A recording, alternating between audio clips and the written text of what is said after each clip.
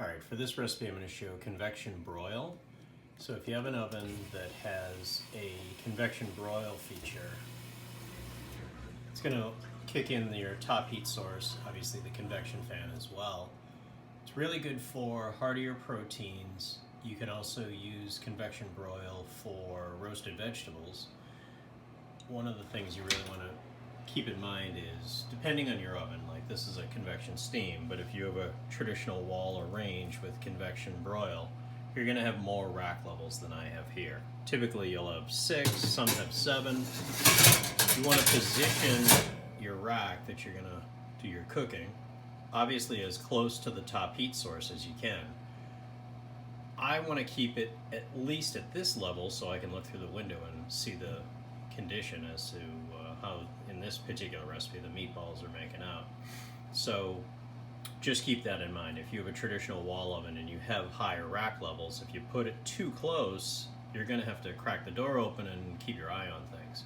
So all your ovens today are a closed door broil. So it's really going to prompt you to constantly pay attention. So that's why I'm going to position my meatballs here.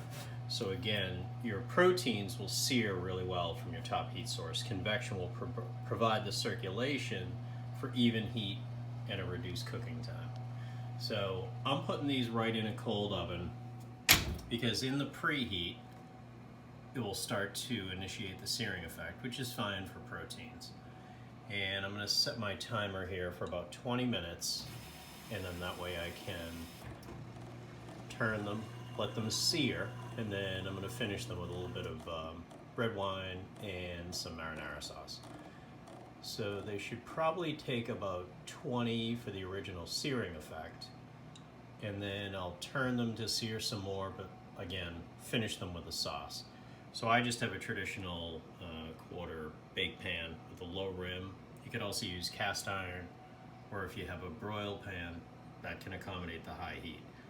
My particular oven here, the pans that come with it will obviously fit my product. The challenge is that some of those aluminum style pans will warp when you're using a broil mode because it's too close to the heat source.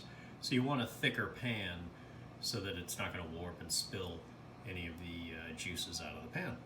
All right, we'll check back in just a few moments. So again, just to clarify, my convection broil in this steam oven, the broil element is referred to as infrared under the glass. So you might have in your oven more of a cattle prod looking exposed element, or if you have a gas, you'll see that gas element. This is just hidden under the glass, so you can kind of see the red glow. Convection will take that heat and help it project across the pan for me nice and evenly. Alright, so now my timer's up for my 20 minutes. Take a look at these. So as you can see, the convection broil helps sear them off pretty nice. So I'm just going to flip these, and so we get a nice even little caramelization here. So carefully manipulate my fine camera. So we can flip these over, and then if you have too much grease or too much fat, you can always drain that off. I'm going to leave it in because I like that fat as flavor. And so this is kind of a quicker way to do meatballs versus if you want to do a slow cook. Obviously you can do in a crock pot, but this is just a fast 30-minute meatball meal. So what I'm going to do is, after I flip all of these, I'm going to use a little bit of marsala. You could use red wine, whatever you have available, a little flavor. And I'm going to add about 2 cups of marinara sauce. So let's flip all these over. I'm going to give the wine a little splash over the top.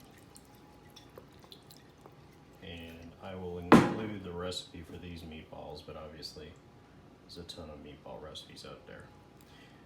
You could also do barbecue this way if you do have a convection broil system. So we'll just kind of glaze my 2 cups of marinara over the top.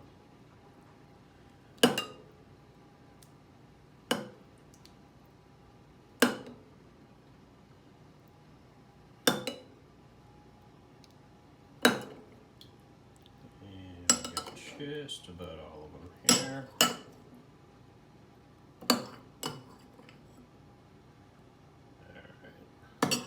Now we can pop this back in, let this cook for about 10 more minutes.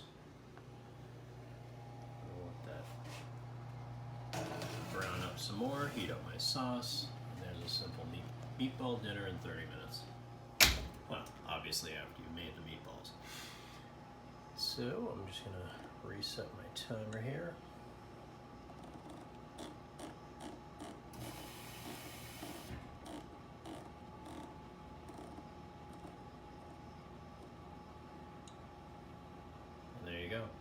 Convection broil.